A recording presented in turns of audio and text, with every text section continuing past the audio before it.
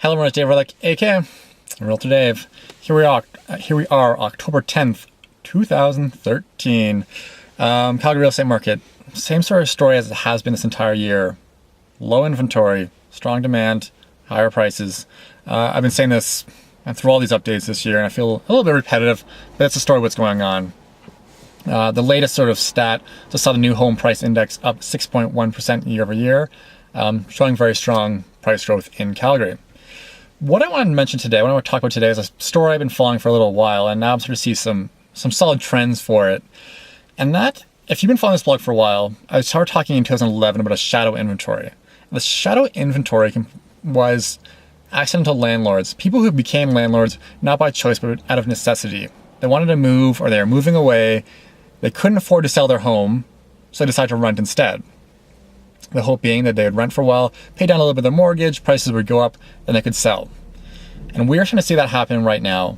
To date, for listings in Calgary, listings with tenants in them are up 29%. So that means that, and that's huge. You know, we have a shortage of inventory here in Calgary. We have a shortage of listings, but we're seeing overall the amount of listings with tenants in them up 29% year over year. Now, on some level you think, well, it's good. It's kind of easing the inventory crunch, but in fact, it's not doing that at all. These tenants who are having this homes sold on them need to go somewhere. Calgary and Alberta in general is terrible for building new rental places. We simply don't do enough of it. So these tenants are now going out into an already tight rental market, trying to find more places.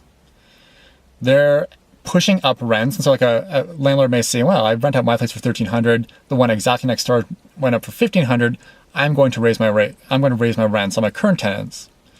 So many of these tenants are now looking to buy, so this is pushing demand up into an already tight buying market, right? So this is where we're saying this is vicious circle going on right now, and it's not necessarily a bad thing. We haven't seen prices increase dramatically. You know, they're up, say, 6%. That's enough. That's a lot, but it's not dramatically. We don't really want to see dramatic increase, though. That, along with the land development concerns in Alberta, in Calgary, I should say, is creating a bit of a supply concern for me. I'm a little bit worried about supply and where things are going to go. Therefore, I am, very, very confident saying that, when I talk to you October 10th, 2014, prices are going to be up at least 5% in Calgary. And that's sort of a bottom rung for me. The only thing that can really stop that is interest rates. Scotiabank just put this report saying they don't see the overnight lending rate going up for another 3 years, until they're talking like 2016 now.